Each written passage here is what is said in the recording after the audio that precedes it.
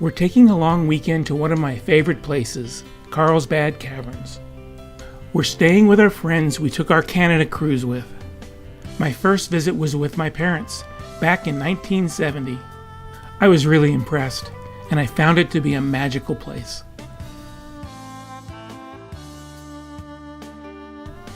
That was far enough back that they still had colored lights on the formations.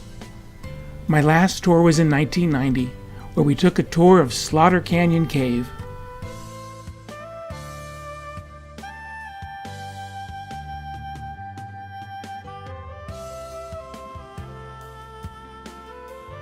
Well, we're back to the summer of 2017, and we're planning on taking 3 guided tours of the caverns, spread out over a day and a half.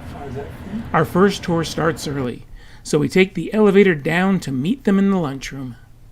This tour is called the King's Palace, and includes the highly decorated rooms of the King's Palace, the Queen's Chambers, and the Papoose Room. The last time I was here, you didn't need a guide to see these rooms. It was all part of the main entrance.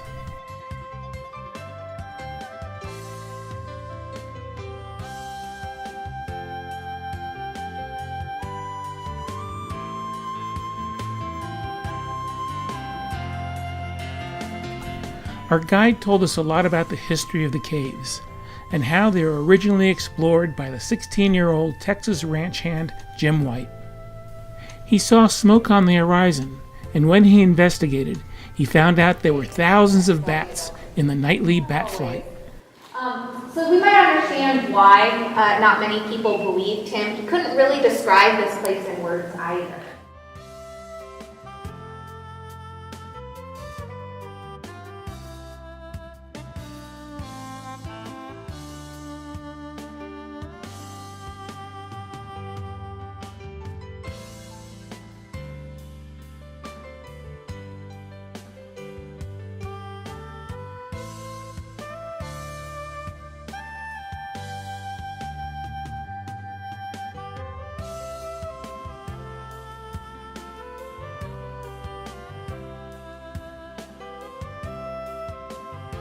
After a quick lunch, we're ready for our second tour. This one's called the Left-Hand Tunnel Tour, and your only light will be these candle lanterns.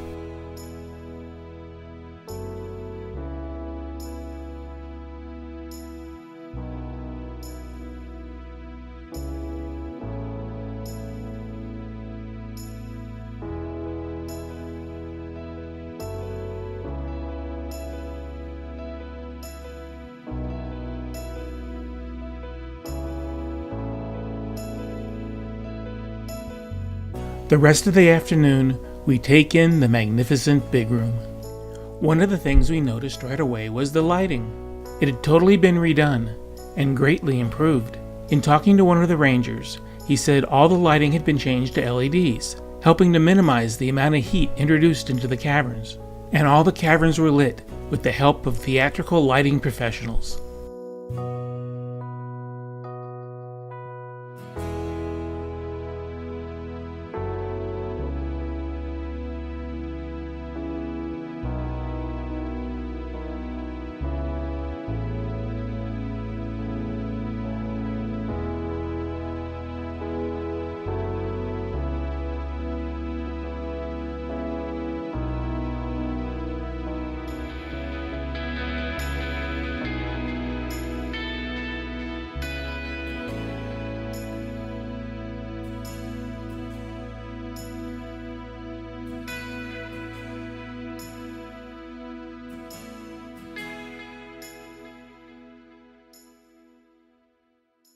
The next day, we take a break from the caverns, visiting our friend's community garden, before heading out to the Living Desert State Park.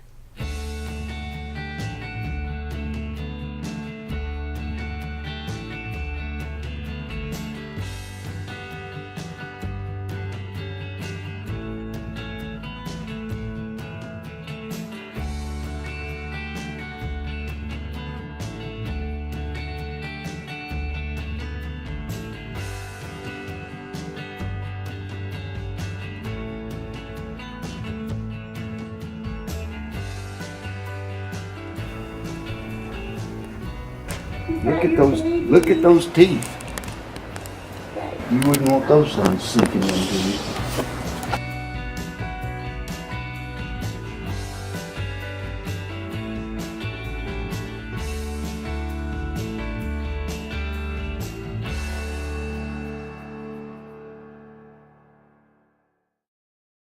The next morning, we're back at the park, meeting for the lower cave tour. We are outfitted with helmets, lights, and gloves as we descend down ropes and ladders into the tunnels under the big room. Cave environments, we have to bring light. We are completely helpless without it down here. So being such a strange world to us, it might be so shocking to discover that some things do call this place home. And it's called the rookery. A rookery is a place where you might find lots of nests with little eggs in them. So has anyone figured out why it might be called the rookery? What about this? These little egg-like things? Yes, Are they eggs, these little girls? Or? that's right. So what we are looking at is one of the world's finest collection of cave pearls. This is one of the only areas of the cave where we can find them in this kind of abundance. But before I talk about the cave pearls, we'll start with the very basics. This cave is very unique. Like we were saying earlier, this cave was not formed by water. This cave was actually formed during a very unusual process where deep underground hydrogen sulfide gas was entering the pockets of this big limestone formation, which is also a fossil reef. This hydrogen sulfide gas was being converted into sulfuric acid. Now, we don't know for sure what was causing this. It may have been microbes down here eating the hydrogen sulfide and converting it into sulfuric acid, which sounds ludicrous, but there's living organisms in the world that we can observe doing this today, called cenotites, and they're found in other caves. Once this acid was created, it started dissolving away the inside of the limestone like Swiss cheese, creating the floors, vaults, and ceilings of the caverns as we see them today. Once that process had ended and the acid was gone, cave formations could begin to grow down here. And each and every one of them was simply water, which had fallen on the surface as rain or snow, being pulled down by gravity through the 900 feet of limestone that's above our head. As the water was on its journey, it became mineral rich with calcium carbonate. Whenever it came into a cave room like this, it lost its carbon dioxide and was reduced to calcite. So all of these formations are made of calcite. And the most simplest of which is a stalactite, which hangs from the ceiling. So everyone here can see these little tiny baby soda straws up on the wall? Yes. They look very fragile, and they are fragile. And you see how they glow when my flashlight shines on them? That's because each one of them has a little drip of water hanging on.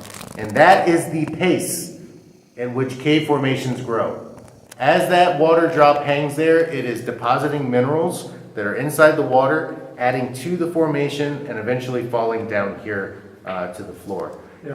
And once you have a soda straw, after a long period of time, it becomes a full-fledged stalactite, like this one here. But the cave pearls are a very rare and unique type of cave formation that occur when you get these kind of soft sediment beds that a drip might form kind of a nest in them. Do you see how each little set of cave pearls has kind of a bowl that it's laying in? So at some point that bowl came first, and inside of it was maybe a little piece of sediment, maybe a little piece of cave formation, maybe a bat bone. But each time a new drop entered the pool, it spun and tumbled and moved around, and it was evenly coated in a new layer of calcite. And over long periods of geologic time, one little speck of dust could become these large cave pearls that we see down here in these nests. And so it's very similar to how oysters make pearls inside their bodies, just evenly making a layer after layer after layer And you can see that there's oblong ones. Those were probably broken little soda straws that fell down, and the process happened to them. But a very cool and rare phenomenon that is one of the main reasons Lower Cave is so special.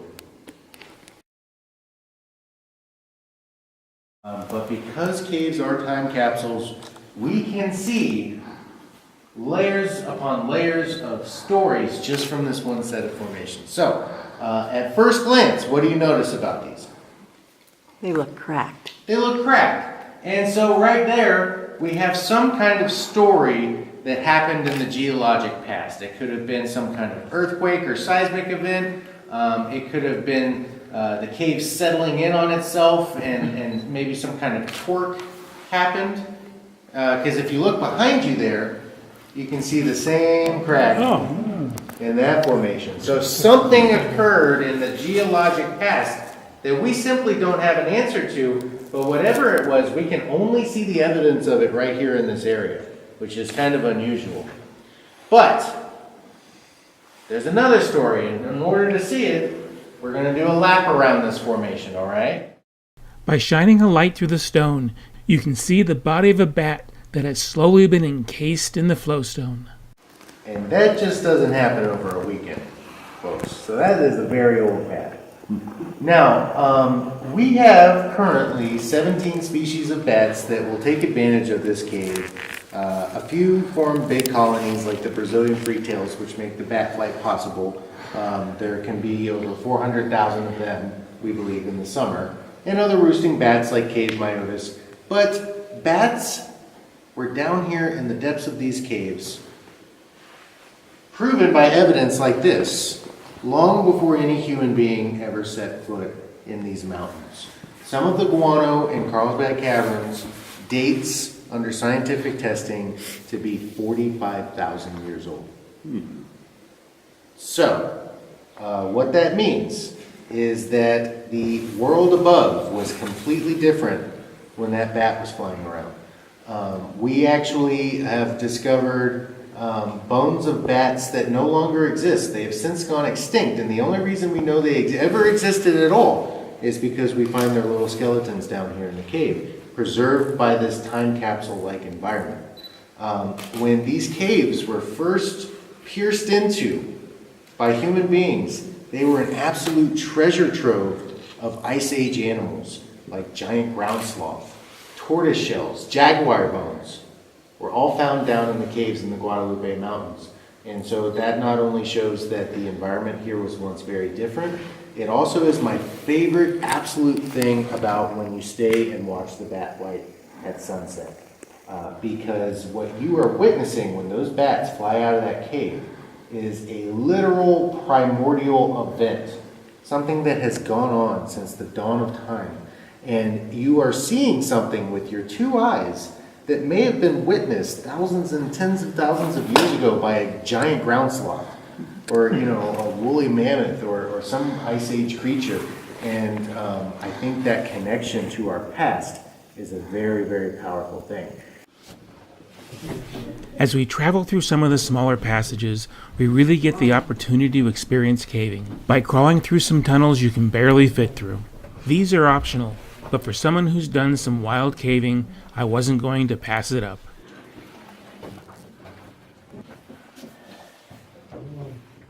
Our tour ends with a climb back up to the big room, remembering to always call out on rope and off rope as you climb up the flowstone. Off rope. All right, nice job. Even though Carlsbad's a bit out of the way, the caverns never fail to impress me, and I look forward to our next visit.